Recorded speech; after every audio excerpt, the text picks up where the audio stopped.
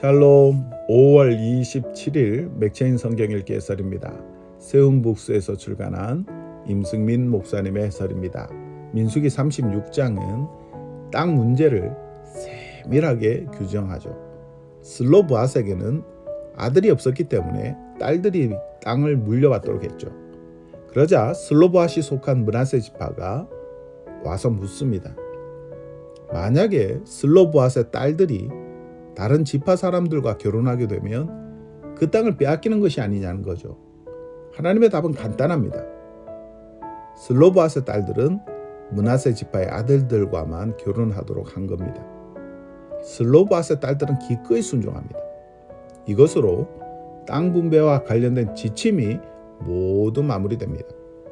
하나님의 확고한 말씀이 이스라엘 전체에게 믿음을 전달하였습니다. 이스라엘은 하나님의 말씀을 믿고 세세한 항목까지 질문합니다. 본문의 대화를 보면 마치 가나안 땅을 이미 정복한 듯하죠. 말씀에 대한 믿음은 하나님께서 당신의 백성에게 가장 바라시는 바입니다. 하나님에 대한 신뢰를 뜻하기 때문입니다. 시편 80편은 포도나무를 비유로 이스라엘의 구원을 호소하는 기도입니다. 구원이 필요한 상황입니다. 백성들이 눈물의 양식을 먹었다고 표현하죠. 하나님께서 진노를 누그러뜨리시고 속히 구원을 베푸시기를 간구합니다. 과거를 꺼내어 하나님의 손길을 요구하죠.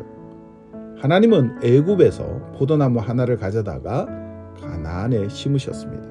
친히 가꾸셔서 아름답고 강하게 하셨죠. 그런데 지금은 지나가는 자들이 과일을 마구잡이로 따먹고 멧돼지와 들짐승들도 와서 헤집고 있습니다.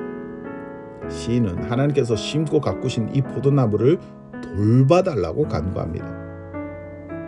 14절에 만군의 하나님이여 구하옵나니 돌아오소서, 하늘에서 굽어보시고 이 포도나무를 돌보소서.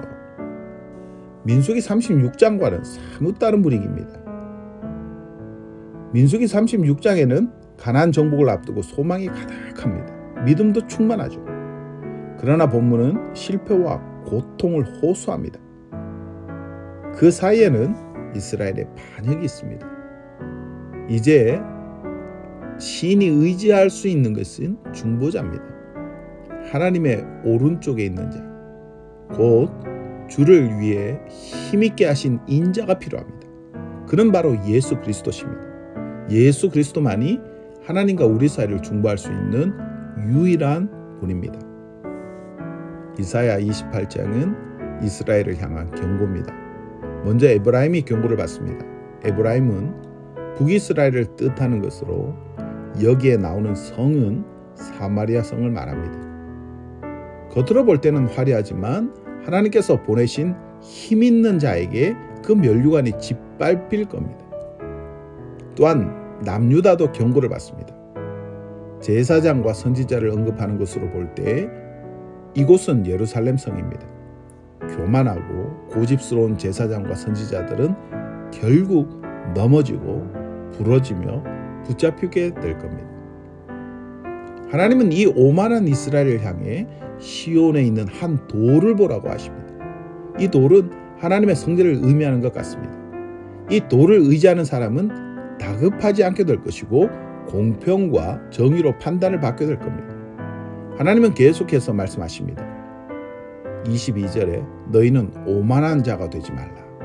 23절에 귀를 기울여 내 목소리를 들으라. 자세히 내 말을 들으라. 오만해서 하나님의 말씀을 청종하지 않는 사람은 징계를 받을 것이고, 겸손해서 하나님의 말씀에 귀를 기울이는 사람은 지혜를 얻게 될 겁니다.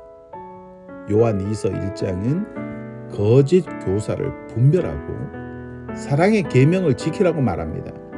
거짓 교사는 그리스도께서 육체로 오셨다는 사실을 거부합니다. 그리스도에 관한 교훈을 바르게 전하지 않습니다. 이 교훈을 갖지 않고 찾아오는 사람은 집에 들이지도 말고 인사도 하지 말라고 합니다.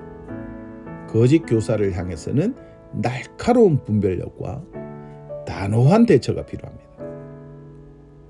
형제와 자매들에게는 사랑의 계명을 실천해야 하죠. 말세를 살아가는 성도의 자세입니다.